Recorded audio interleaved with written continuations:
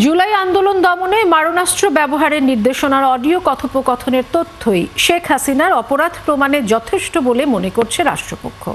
মঙ্গলবার আন্তর্জাতিক অপরাধ ট্রাইব্যুনালে এমন যুক্তি তুলে ধরেন চিফ প্রসিকিউটর তাজুল ইসলাম। এদিকে হাসানুল হক ইনুর সঙ্গে তার আইনজীবীকে মামলা নিয়ে কথা বলতে সময় দিয়েছেন ট্রাইব্যুনাল। আরও জানাচ্ছেন সৈকত সাদিক।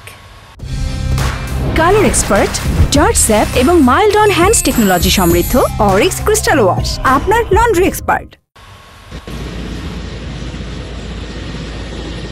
জুলাই গণহত্যার অভিযোগে শেখ হাসিনা সহ ৩ আসামির বিরুদ্ধে তৃতীয় দিনের মতো যুক্তি তুলে ধরে প্রসিকিউশন।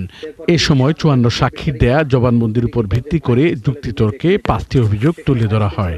এছাড়া জাতিসংঘের তদন্ত প্রতিবেদন সহ নানা দালিলিক প্রমাণ উপস্থাপন করা হয়। এই সংক্রান্ত সাক্ষী যারা দিয়েছেন PW13 ডাক্তার মাহফুজুর রহমান। যুক্তিতর্কে উঠে আসে কারা শেখ হাসিনাকে মারণাস্ত্র ব্যবহারের উৎসাহ দিয়েছিলেন, কিভাবে গুলির নির্দেশনা দেয়া হয়। প্রমাণস্বরূপ ট্রাইব্যুনালে শেখ হাসিনার সঙ্গে ফজলে নূর তাপস, ঢাকা বিশ্ববিদ্যালয়ের সাবেক উপাচার্য মাকসুদ কামাল এবং সাবেক মন্ত্রী হাসানুল হক ইনুর কথোপকথনের অডিও রেকর্ড শোনানো হয়। এদেরকে বাঁধতে পারছে তো সব থেকে তোদের আধে কি অবস্থা দেখিস না, সবকে ফাঁসি দিচ্ছে, এবার চলে চলবে না। এবার এই ঝামেলাটা যাক, এরপরে আমিও নিজে ধরে ধরে যারা অস্থিরতা সৃষ্টি করছে মেইন যারা আছে এদেরকে বহিষ্কার করবে ইউনিভার্সিটি থেকে। সেই সঙ্গে যাত্রাবাড়ি, চাংখারপুল, রামপুরা, সাভার, আশুলিয়া, কোনাবাড়ি, মোহাম্মদপুর সহ বিভিন্ন এলাকায় ছাত্র জনতার উপর আইনশৃঙ্খলা বাহিনীর গুলি চালানোর ভিডিও চিত্র তুলে ধরা হয় ট্রাইব্যুনালে।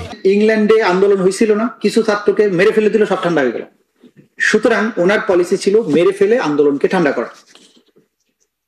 এই পুরো প্রক্রিয়ার মধ্য দিয়ে তার যে অর্ডার সংক্রান্ত এভিডেন্স অকাট্যভাবে প্রমাণিত। ২ নম্বর চার্জের সমস্ত এভিডেন্স যদি আমরা বাদও দেই, শুধুমাত্র তার এই সরাসরি নির্দেশ এইটাই তার অপরাধ প্রমাণের জন্য যথেষ্ট। এদিন সাবেক মন্ত্রী হাসানুল হক ইনুর সাথে কথা বলতে তার আইনজীবীকে সময় দিয়েছেন ট্রাইব্যুনাল ২। ৩ দিন ২ ঘন্টা করে ইনুর সঙ্গে মামলা নিয়ে পরামর্শ করতে পারবেন আইনজীবী। অপর মামলায় আওয়ামী লীগ নেতা মাহবুবুল আলম হানিফকে ২৩ অক্টোবরের মধ্যে হাজির হতে পত্রিকায় বিজ্ঞপ্তির নির্দেশ দিয়েছেন ট্রাইব্যুনাল ২। সৈকত সাদিক, ৭১, ঢাকা।